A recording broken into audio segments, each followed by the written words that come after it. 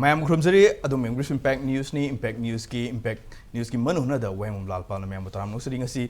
मनुहना खनबे topic असि Manipur the खुंदारिबा Kuki-Zo tribal Kuki-Zo community सिंग असि schedule tribe list की एसटी लिस्ट की लोकथोकदबनी हाइबा डिमांड सिंग मरि लेना ngasi की मनुहना की टॉपिक असि लोखचबनी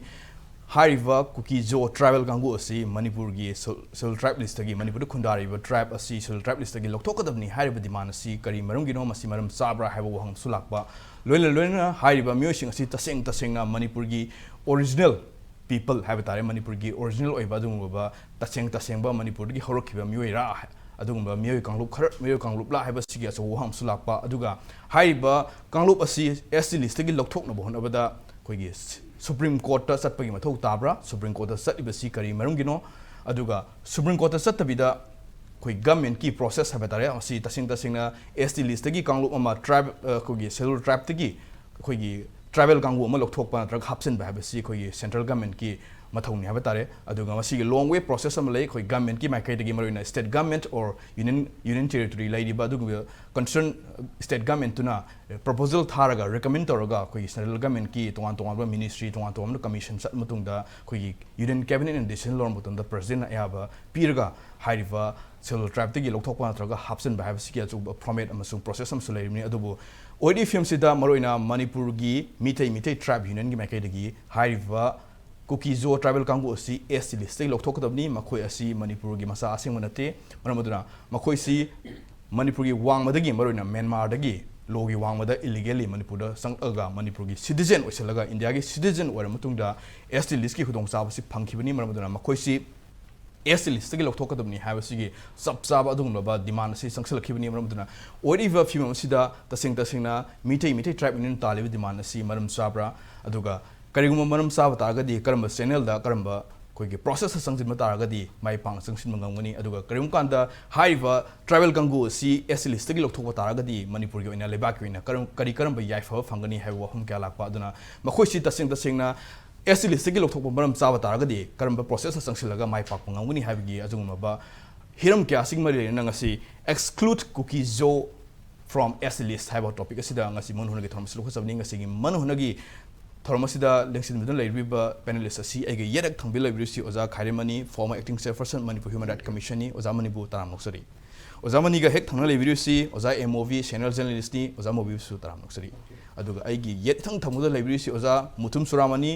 मिठै ट्राइब यूनियन की सेक्रेटरी एडमिनिस्ट्रेशन नि ओजा सुराम निबसु ताराम नोक्सरी अखोई मणिपुर दा लास्ट ईयर की मे 3 की चौबा इरांग अमा लाए कम्युनिटी अनी के मरक है तारे कुकी मैतै अनी के मरक थोइबा लान मसिगी मथंग लापदुना हजिक्ति ऑल इंडिया की ओइना चौबा मणिपुर सिना इम्पी सेंटर अमा ओइरगसु अचौबा अहोंबा अमा लाक प्राइवेसी आई फील तौजै खुदम ओइना अखोय हंदक सोलान हिमाचल प्रदेश की सोलान दा सितंबर की तांग 18 ऑल इंडिया ट्राइब यूनियन की कोई अचौबा मिफम अमा यावजरुबनी तोंगानबा स्टेट कोई 13 तगी रिप्रेजेंटेटिव सिंग लागा यावबनी मधुदा महाराष्ट्र दगी कोई एक्टिविस्ट अमा हाइबा तारे महाकना अखोई इंडिया की ओइना हजिक रिव्यू तौब मथौ तारे हाइबनी शेड्यूल ट्राइब की लिस्ट से शेड्यूल ट्राइब की लिस्ट रिव्यू तौब तारे मथौ तारे हाइबसिगा लोइनना महाकना महाराष्ट्र की ओइना ट्राइबल कम्युनिटी 93 लेरंबई मनुंगदा हजिक 95 खत ngaire मखोई अनी मती डिलीट तौग्रे माना पीबा वर्सन दुगिनी अदुगा अइना यंजबदा हजिक हाना सीरियल नंबर 12 ता यावरंबा चौधारा हाइबसि मने अदु सीरियल नंबर 45 ता यावबा खोगी 30 हाइबा कम्युनिटी अनी से महाराष्ट्र की एसटी की दगी डिलीट तौग्रे अमरोमदा अखोई नकनबा नागालैंड सही खर की ममांगदा मोइसु कम्युनिटी से मयाम हम लेरमी ट्राइब्स अदु हौजिक्ति 15 दा क्लब तौगिबा हाइबा तारे मयाम जी पुंजन्नगिबा पुनबा याबंगै अदुगा रिसेंटली अखोई मेघालय की स्टेट ना कुकी सिंग सी एसटी लिस्ट की मेघालय दे लौथोकनी हाइबा अदगी ngarang khukta haiba tare that for da khoigi sigi karbi alongi masi 40 years kumba suraba mokoigi organization amani karbi lamet amai haiba moigi organization amana Manipur domdagi changa iba influxing haita maruina moina masi kuki gi kaino sini moina sta pallise masi ekhoi lokthokadabani ga haiba demand to moida leibiaroi ga si tawra iba adagi amana Nagaland gi si inaunong na moisu beziar semdana se garo kuki adagi kasari ade mikir moisina 1963 gi mamang dagi mogi ancestors si leibra ga ina tawra iba si mayam jingse masi choba impact amani na lojei amana akoi tamani na su hen khangbiramani 2011 gi January 5 ta khoigi Maharashtra gi case samakha kamari lenana Supreme Court of India na magi judgment amada piribase India gi leiriba tribe singse masi aborigine oigedabani means indigenous oigedabani haibani akoi ju indigenous sei tam ji leitabani na hindi da mayam na adivasi na hairisine adivasi si akoi si oibra or natraga Kuki-Zo sing si adivasi oibra aborigine oibra haibe wafam sini laiba poche aduna aina phangjaba khogi record ta se 1834 gi mamang da sigi akoina phangjariba map sidai da Manipur da any Kuki gi village am taleramti only madal leramni se akoigi Naga tribe aduga Maring Kom sumaina moisi sida yaurammi aduna Kuki ba tamse masi matam sidai da amata leramde sine aduna all India gi oina lapum matam da hoji hoji si Bihar gi amaga ithamjage Bihar da Krishi Munda BJP gi MP ni tamu masi soidana mo yam thuna kano torkado mali election ga loir kanda hoji si Bihar da kamain torigi hai kanda 72% se Christian da convert to once mi amana convert hek tawgi paga ST list ta yaw masina maram wer kanda krimi layar gi wafam la iba masi mayam ayamba Bihar dagi epicenter oi brai na khanje aduna sigi Bihar dagi Krishi Munda si hoji hoji si sitting MP ni aduga BJP gi MP ni managa masigi mukka si tawr ise masi akoi yengma matamda akoi kanagumba community amata da naga da Kuki da natraga se ani akoi gi leiripa indigenous tribes sing sidai da Christian woli natraga wonde haibi adai du da natti all India gi oina laiba train sidai da akoi mitai na ST list chandraga apandagi changakpa aborigine junatapa yellow mi sunatapa makoina ST list challaga opportunity mayam ama lawraga aikoi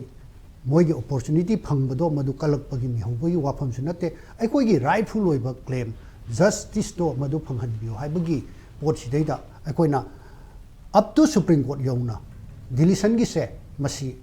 yes mitai tribe union na OBI or natraga anybody na individual amana warsi any organization mo ragasu masi matang matam chana akoi mathakta all India gi oina review tawruk matamda tomham thoi haiba wafam se masi khanjar kan dai koina Supreme Court yona up to Supreme Court yona masi thengnabam thoi haiba gi highlight ama masi gi koina media da thamjabani aduga yam sengna akoi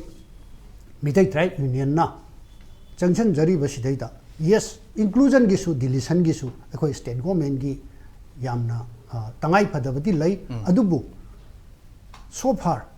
akoi na kari damakta 2023 da maitai ST list include tawhallu haibasigi matang da writ petition nama high court tawjagibano haibadu gi matang da ina thamjaningi si kaino harkanda akoi justice legal gi woi base akoi thajajai akoi si law bind tawba adumba citizen ni akoi gi leiriba union government dagi thare iba reply sing do kari gi damakta tuminna leirino 2013 dagi pirakno 2022 bawda handak ta ngasi khakta phangba ingonda letter amasu yauri akoi gi Ministry of Minorities dagi National Commission for Minorities dagi ngasi khakta phangbani ngarang tharakpani ado aingonda ngasi headnote hanogo torpani moina same mamang da tharakhi du chapmanana adu wafam jai recommendation ethnography amadi socio economy recommendation thahalu haibase si khakta ne mane state government ki makai de Hoi. ki thabam si tangai fadaba compulsory of one yam no aje usa soram ni Exclude Kuki-Zo from ST list. Yes, hana haibani. Adida Kuki-Zo khakta chumna haibani. Kuki-Zo juda amuk makhala ibana. Indian citizen nataba. original taba Origin nataba. Aduga ko na changa aga. Soram ni ko na pamip sina. Any Kuki-Zo hana lebije heta adulok che haibanate. Ko na changa pa namdana voter list yauksin giba. voter list tu chuni moina hairipse voter list ta yaupum thokta ba ming yauksil liba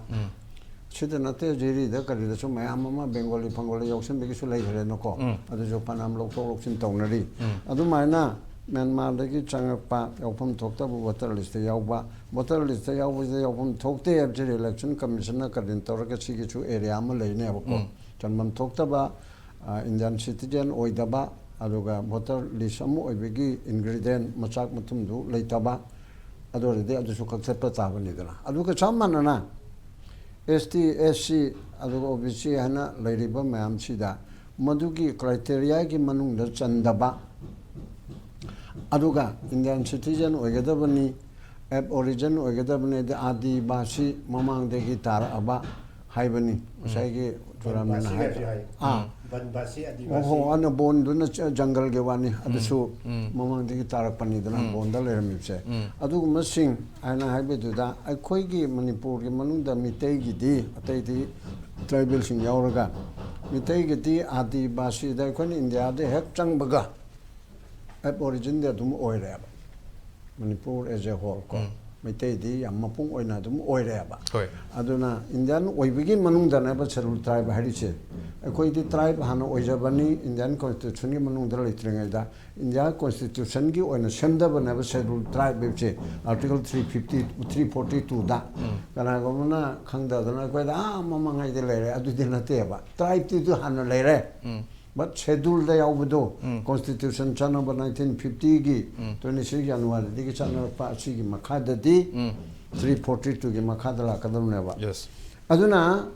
adugumba kanglup ama tribe or tribal not necessarily tribal gedam ne so haidri 342 da haiche any tribe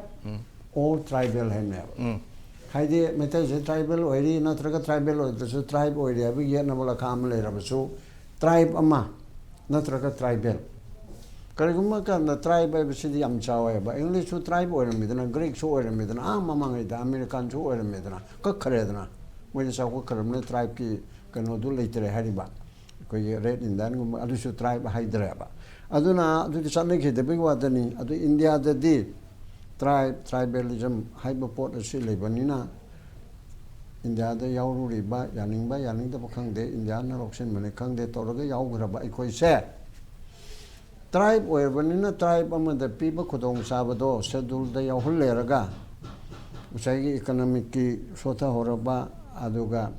ethnography gi asida chap chaba lejaba pol orbadi aikoi che hena matik sabani aduna aikoi scheduled tribe ki list chalalu scheduled tribe on bi yo haibanate ko hana tribe on leraba sa masigi list adu dai ko chalalu yaholu havani yaholu haibana ba olhalu nataba adu boldo du da yani de mayam to esida haidi de governor tanaraga India ki president haibidi India government na president harga president ne individual ngamaduna te ko council of minister Narendra Modi na toribo government ni agadamni ai ge governor na tha ba hari se jo governor ai che council of minister led by Sri Biren project taraga magi na thare ga governor to only name so torga loire aduna adugu meki port adu da leire haraga president na toraga ma che council of minister adu se tawdringa da ko ge scheduled tribe ado zamani supreme court ke channel si adu supreme court ke te lakpa du sidi government na tawgadabani na hane gi choramani goina tawba adu da su supreme court na de haya ba sidi ai gone pibu ngamana te kari na high court na tawri final la na katang khana bam yawre ba muli dhar na tajaru justice muli dhar na tari ba du di scheduled tribe pi o haiba na te ba sigi 2011 na sai 13 hari do ꯑꯩꯉꯣꯟꯗꯁꯨ copy ꯂꯩꯌꯦꯕ ꯃꯣꯏ ꯍꯥꯟꯅꯒꯤ ꯃꯅꯤꯀꯥꯟꯇ ꯑꯗꯨꯅ ꯄꯤꯔꯝꯕ ꯃꯃꯥꯡꯗ ꯑꯩꯈꯣꯏꯒꯤ ꯃꯅꯤꯄꯨꯔꯒꯤ ꯃꯩꯇꯩꯒꯤ ꯑꯦꯁ ꯂꯤꯁꯇ ꯆꯜꯍꯟꯕ ꯍꯥꯏ ꯀꯣꯔꯠꯀꯤ ꯗꯤꯔꯦꯛꯁꯟ ꯃꯆꯥ ꯑꯃ ꯄꯤꯔꯨꯕ ꯀꯥꯟꯗ ꯍꯥꯏ ꯀꯣꯔꯠꯀꯤ ꯑꯗꯨ ꯑꯩ ꯁꯦꯡꯗꯣꯛꯀꯦ ꯑꯦꯁ ꯇꯤ ꯂꯤꯁꯇ ꯆꯜꯂꯨ ꯍꯥꯏꯗꯦꯕ ꯍꯣꯏ ꯍꯣꯏ ꯑꯗꯨ ꯌꯥꯅꯕ ꯍꯧꯗꯣꯛꯄꯗꯤ ꯑꯩꯅ ꯂꯥꯛꯆꯅꯤꯡꯉꯤꯅ ꯍꯥꯏ ꯀꯣꯔꯠꯀꯤ ꯗꯤꯔꯦꯛꯁꯟꯗꯣ ꯑꯩꯈꯣꯏ ꯃꯨꯟꯅ ꯈꯪꯖꯔꯦ ꯑꯦꯁ ꯂꯤꯁꯇ ꯆꯜꯍꯜꯂꯨ ꯍꯥꯏꯕ ꯑꯗꯨꯒꯤ ꯅꯠꯇꯦ ꯃꯔꯤ ꯂꯩꯅꯗꯧꯔꯤꯕꯁꯦ ꯍꯥꯏ ꯀꯣꯔꯠꯅ ꯁꯨꯄ꯭ꯔꯤꯝ ꯀꯣꯔꯠꯅ ꯍꯥꯏ ꯀꯣꯔꯠꯀꯤ ꯁꯤꯗ ꯍꯥꯏ ꯀꯣꯔꯠꯀꯤ ꯖꯨꯗꯤꯁꯟ ꯅꯠꯇꯦ ꯍꯥꯏꯕ ꯄꯣꯠ ꯑꯃ ꯄꯤꯈꯤꯕꯅꯤꯅ ꯑꯗꯨꯒ ꯍꯥꯏ ꯀꯣꯔꯠꯀꯤ ꯁꯨꯄ꯭ꯔꯤꯝ ꯀꯣꯔꯠꯀꯤ ꯅꯠꯇꯕ ꯀꯨꯀꯤꯖꯣ ꯀꯥꯡꯕꯨꯁꯤ ꯑꯦꯁ ꯂꯤꯁꯇ ꯂꯧꯊꯣꯛꯄꯁꯤ ꯁꯨꯄ꯭ꯔꯤꯝ ꯀꯣꯔꯠꯅ ꯉꯝꯒꯗꯣꯔꯤꯕ ꯍꯥꯏꯕ ꯋꯥꯍꯪꯁꯤꯅꯤ ꯁꯨꯄ꯭ꯔꯤꯝ ꯀꯣꯔꯠꯅ ꯇꯧꯕ ꯌꯥꯗ꯭ꯔꯤꯑꯕ ꯉꯥꯏꯈꯣꯕ ꯑꯩ ꯍꯥꯏꯒꯦꯕ ꯃꯁꯤꯗꯤ ꯁ꯭ꯇꯦꯠ ꯒꯚꯔꯟꯃꯦꯟꯠꯒꯤ ꯑꯃꯨꯛ ꯁꯦꯟꯇ꯭ꯔꯦꯜ ꯒꯚꯔꯟꯃꯦꯟꯠꯒꯤ ꯄꯣꯂꯤꯁꯤꯗ ꯂꯩꯒꯗꯕꯅꯦꯕ ꯑꯦꯁ ꯇꯤ ꯑꯣꯏꯍꯟꯕ ꯂꯤꯁꯇ ꯆꯜꯍꯟꯕ ꯆꯜꯍꯟꯗꯕ ꯍꯥꯏꯁꯤ ꯑꯗꯨꯅ ꯂꯣ ꯀꯣꯔꯠꯅ ꯑꯁꯤ ꯆꯜꯍꯜꯂꯨ ꯍꯥꯏꯕ ꯌꯥꯗꯦꯕ ꯕꯠ ꯍꯥꯏꯕ ꯌꯥꯔꯤꯕꯗꯤ ꯀꯔꯤꯅꯣꯗ ꯑꯦꯁ ꯇꯤꯗꯨ ꯆꯟꯅꯅꯕꯒꯤ ꯃꯆꯥ ꯑꯣꯏꯕ ꯉꯁꯥꯏ ꯏꯀꯣꯅꯣꯃꯤꯛꯀꯤ ꯁꯔꯚꯦ ꯔꯤꯄꯣꯔꯠꯅꯦ ꯑꯦꯊꯅꯣꯒ꯭ꯔꯥꯐꯤꯒꯤ ꯔꯤꯄꯣꯔꯠ ꯑꯅꯤꯗꯣ ꯊꯥꯔꯛꯎ ꯍꯥꯏꯗꯅ ꯑꯩ ꯃꯤꯠꯁꯤꯅ ꯊꯦꯡꯅꯈꯤꯕꯗ ꯁꯦꯗꯨꯜ ꯇ꯭ꯔꯥꯏꯕꯦꯜ ꯑꯦꯐꯤꯌꯔꯁꯀꯤ ꯃꯤꯅꯤꯁꯇ꯭ꯔꯤ ꯑꯣꯔꯦꯜ ꯀꯩꯅꯣꯝ ꯍꯥꯏꯕꯅꯤ ꯑꯗꯨꯅ ꯌꯨꯝꯅꯥꯝ ꯃꯍꯦꯟꯗ꯭ꯔꯣ ꯍꯥꯟꯅꯒꯤ ꯑꯦꯁ ꯇꯤ ꯗꯤ ꯁꯤꯒꯤ ꯄ꯭ꯔꯁꯤꯗꯦꯟ ꯑꯣꯏꯔꯝꯕ ꯂꯩꯈꯤꯗ꯭ꯔꯕ ꯑꯩꯒꯤ ꯏꯌꯥꯝꯕ ꯑꯗꯨꯒ ꯑꯩꯈꯣꯏꯒꯤ ꯅꯍꯥ ꯑꯃ ꯂꯩꯔꯤꯕ ꯃꯅꯤꯀꯥꯟꯇ ꯑꯁꯤꯗ ꯆꯦ ꯁꯦꯀ꯭ꯔꯦꯇꯔꯤ ꯑꯣꯏꯔꯤꯉꯩꯗ ꯆꯦ ꯏꯔꯛꯄꯗꯣ ꯑꯩꯉꯣꯟꯗ ꯀꯣꯄꯤ ꯄꯤꯌꯦꯕ ꯑꯗꯩꯗꯤ ꯁꯨꯃꯥꯏꯅ ꯃꯅꯤꯄꯨꯔꯒꯤ ꯆꯤꯐ ꯁꯦꯀ꯭ꯔꯦꯇꯔꯤꯗ ꯁꯦꯗꯨꯜ ꯇ꯭ꯔꯥꯏꯕꯀꯤ ꯀꯩꯅꯣꯒꯤ ꯇ꯭ꯔꯥꯏꯕꯦꯜ ꯑꯦꯐꯤꯌꯔꯁꯀꯤ ꯃꯤꯅꯤꯁꯇ꯭ꯔꯤꯅ ꯃꯣꯏ ꯁꯦꯀ꯭ꯔꯦꯇꯔꯤꯅ ꯏꯔꯛꯑꯦꯕ ꯁꯤ ꯃꯤꯅꯤꯁꯇ꯭ꯔꯤꯅ ꯄꯥꯝꯕꯒꯤ ꯃꯇꯨꯡ ꯏꯟꯅ ꯁꯤꯒꯤ ꯔꯤꯄꯣꯔꯠ ꯑꯅꯤꯁꯤ ꯊꯨꯅ ꯊꯥꯔꯛꯎ ꯍꯥꯏꯌꯦꯕ ꯃꯗꯨ 13ꯗꯒꯤꯅ ꯍꯧꯖꯤꯛ 20-3 ꯁꯤꯐꯥꯎꯕ ꯑꯗꯨꯝ ꯊꯥꯖꯗꯅ ꯂꯩꯌꯦꯕ ꯑꯗꯨ ꯁꯦꯗꯨꯜ ꯇ꯭ꯔꯥꯏꯕ ꯗꯤꯃꯥꯟ ꯀꯃꯤꯇꯤꯒꯤ ꯃꯤꯇꯤꯡꯗ ꯑꯩꯅ ꯍꯥꯏꯔꯦ ꯑꯗꯨ ꯃꯣꯏ ꯃꯔꯛꯇ ꯉꯁꯥꯏ ꯍꯥꯏꯗꯨꯃꯥꯏꯅ ꯂꯣꯒꯤꯗ ꯌꯥꯝ ꯁꯦꯡꯅ ꯆꯠꯀꯅꯤ ꯀꯥꯎꯟꯇꯔ ꯑꯦꯐꯤꯗꯦꯕꯤꯠ ꯑꯗꯨꯗ ꯑꯣꯏꯔꯣꯏꯅꯦ ꯑꯗꯨ ꯅꯠꯇꯦ ꯂꯤꯁ ꯊꯥꯔꯛꯎ ꯍꯥꯏꯕꯁꯦ ꯁꯤꯗꯪ ꯊꯥꯍꯟꯕꯤꯌꯨ ꯑꯣꯏꯅ ꯄꯦꯇꯤꯁꯟꯗꯨ ꯊꯥꯕ ꯅꯨꯃꯤꯠꯇ ꯑꯗꯨꯝ ꯂꯣꯏꯔꯦ ꯍꯥꯏꯕꯅꯦꯕ ꯑꯗꯩꯗ ꯃꯤꯗꯨ ꯌꯥꯝꯕꯅꯤꯅ ꯀꯔꯅꯦꯜ ꯅꯣꯅꯦꯜ ꯃꯌꯥꯝꯁꯨ ꯌꯥꯎꯕꯅꯤ ꯂꯣꯒꯤꯗ ꯑꯗꯨ ꯑꯗꯥꯏ ꯇꯧꯕꯗꯒꯤ ꯃꯩꯇꯩ ꯇ꯭ꯔꯥꯏꯕ ꯌꯨꯅꯤꯌꯟꯅ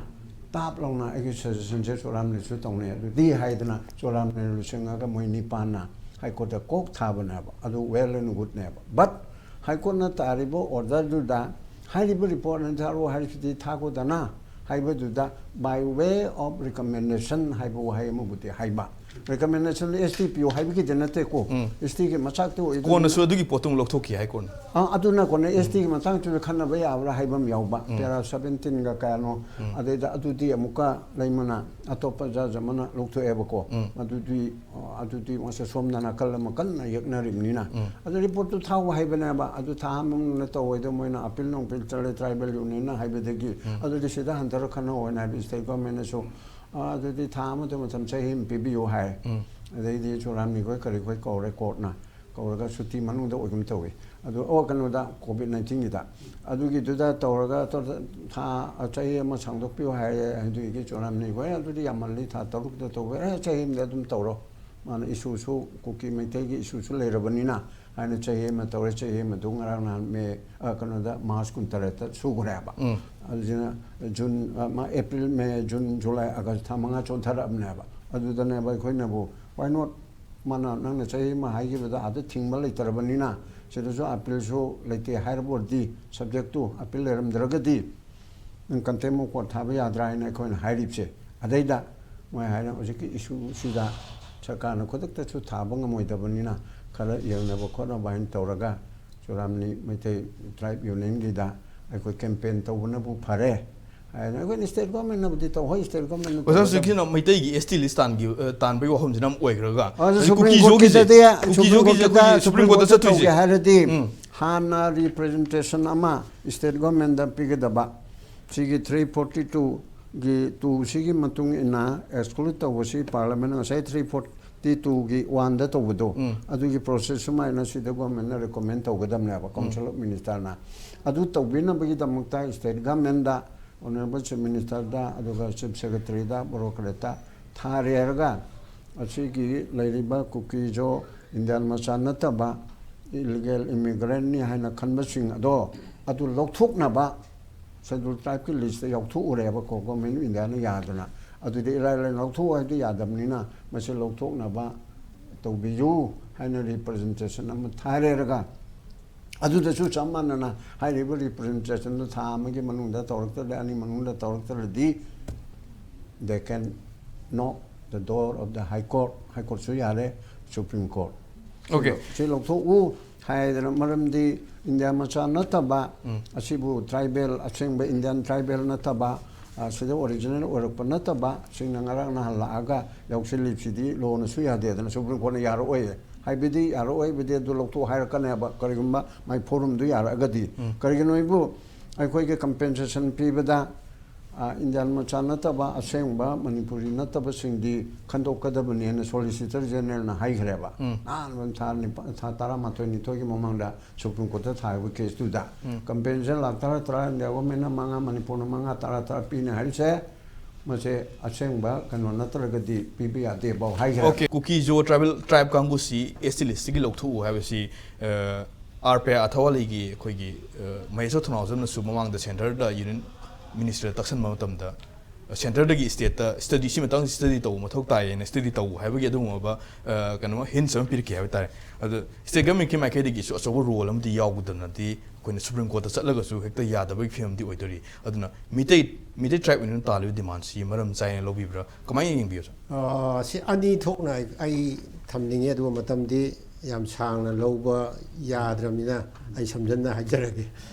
maram chabra haiba ma aduga karmaina serkadage ham ani thona yengde maram chabra haibisi lagadi koina scheduled tribe si karam category gi missing the big the si yengom jang scheduled tribe phangba yam si magi category yaw si primitive traits hai magi yam ancient noi ba thaine de le ba mi gi kangbu adugi polama adigi distinctive culture magi nat ki kari gi top na ma emal lai gi dong ne han yaw re geographical isolation mayam se de khara kare to khaina na thairaga khara leiba khara ikai thigan ba sinus leiba and contact with the community miyam te kya thuning de kangbu adegi kanagi backwardness ko ma si khara sothana le kangbu haina sumana mai criteria khara piri maru oina origin oi gadam hai ba share number 1 yaw da primitive trait chai che swa si de da lokthok pa ya bra bi ko silam thole ba si ai khoin hai ba na ta ba khoi kare ai tare moi gi expert sing hai ja bai tare ko moi ji india da lak ba manipur lak ba si kui dre je si de da moi gi export ama scholar hai cookie scholar pum khan pau hai mana haibagi matungina cookies si Myanmar digi 1830 da ma mami ga sulon pali ko ningtho amagi cookie ningtho amagi kambusna khara kanba cookie tribe kambu ma Manipurum da Tanzan gi ayo 1830 digo ada Tanzan gi buduna Manipurum da khundar ga done ba aduga churam so sai thambigi do British ki writers sing administrators sing India da lermo mayam sina mogi wari pan basu 1880s ki adai mamang nataba amta mamang da khoi amta thingna driba adorti moisi original oidi ancient oidi haiba du di ador proof oyo adigi amok asagi ati se kare haitare mi go unabada ikai ba hangoi ba kana tawre haji khoi maitai bo hakale kangbu si adugi thatu de moidre adora masigi si reasonable oidre haji di chumme adugo masigi process among changedra reasonable oidre hargasi ai ne te lok thokpu yade ko ne te lok thokpu yade ba mandi kana da hojiki kana da pirise tamano su thambi girba article 342 gi 2 de pirise si scheduled tribes si karmaine sema de ge di wan de yaw ko karam ba gamai dog de ge do aruga semi ba lok thokpam su haptam se tu sing ba khap bone side da presidential order thokane presidential order si court na masi khana ba yade nei na ba yade si matang da supreme court di order mayam ma ruling mayam lei gre ba aduna sigi posi la kan da kai dog de ge kan lokthok pa tangai phatre lokthok pa dai dina se churan sai thambi ge maharashtra gi tribe kangbu ani lokthok re hai do lokthok po bor su hapsen bo bor su state government na study torga inquiry torga sigi community se sigi tribe kangbu si scheduled tribe oi ba ya ba kangbu oi bra kai mu ani ga na adigi lokthok ni ga na lokthok pa du sumra maram chabra hai bani jing report am seng ne report to state government sema tung da governor na madu gi report to president of india thane president of india na madu gi report to council of ministers thadar ne council of ministers na khane raga state government gi somai lai bo posi si chumi natraga lale mo lecture kan da president da masi thokpa order thokpa yare delete to biro or as kana to include to biro hai do ne ana president na thokpa si da koina khut kem thingin ngam deba court na thingin ngam deba only court na taunga masi ke no ke da recommendation to budinga me court na taunga masi swai sumba appeal lai si kari to ya ge yang bi wa me singwa sigi po sigi recommendation ka ni wa ne ba aduna khwaidagi maru rise akoina schedule tribe tegi lokthok hange bo harisu option hange bo harisu state government gi yam chobol wolom le state government am sidai da hona bidragadi khoina court ta kyarak selaga su masi mai pa oy mandi jen supreme court ta khoi ji schedule tribe to chalhan bi or sigi kambu lokthok bi chalo kanda submission to ba hagadra court na madu lo roy si khoi thong na ti har kane si handak ta manipur thokpa irang gi matang da Supreme Court hai law and order is totally fail area hai ni adubu administration de koi putting lo na masidi koi kayat khara hai tare ko koi judiciary is ga administrator legislature hai ga anisi ki kayasi yam na khai she na khai dong na thami judiciary is the law to interpret to bune aduga legislature hai sina decision making hai tare sitauji hai na chingo decision moi lo dwe ne executive person akoina sai police kumba law enforcement agency IS officer kumba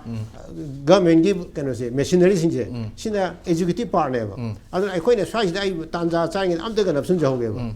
akoina karigum tam da kano sinje government gi officer sinje akoina yam sawo yam chai dina mo khoi di subna de gi government lor bi decision obey to budane se nomai kap no tam da sipai thajalu or thajan ganu haidu khudak tu ebo di officer dun to gi ko aduga makha chonthab di government decision ma yaudre mai kam to mo khana ma jida khu thajalu no mi thajalu no sipai thajan ganu ahen no force thajalu center de adu ko si ada ko je di government decision lo gudong ne auna decision lori ba kambu du na free hand tha do ga illiba mi hai tare ko moi pakhon chali ba mi du de khoina sum tai na ba gi mong jo khoi sometimes no ui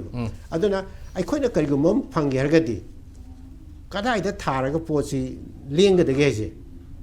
pochi de dai koina magi yanbam thombam ama darga leine ba adu khangbam change ba sida torga magi koina ingraji ga shop area ido sida pairaga di koi pochi lengoi koi khangga le ba aduna koi constitution sina leba ki de makuk ni dana india gi de constitution sigi makha da loi chalari ne everything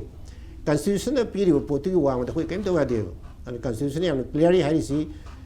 koi pelgumba list ta hapchen de or lokthok ke har gadi governor de report ama hai di state government gi report ama la matung da center na madu gi decision lo gudong le ba ya noje ozamu wi am noje maroina koi gi draft ama ST list gi lokthok pan atraga ST list salan bai basi masi gi ihana han ba magi process state government ki acha over responsibility am delay state government ke magi de study tawraga koi gi report ma tharaga governor gi through da duga koi india gi president da yoro matung da india gi president da gi koi gi council of minister cabinet union cabinet minister gi khudang da satla matung da koi gi process ki matung ina ayaba le matung da koi gi lokthok pan atraga hapsen bi process la ga da ne hamni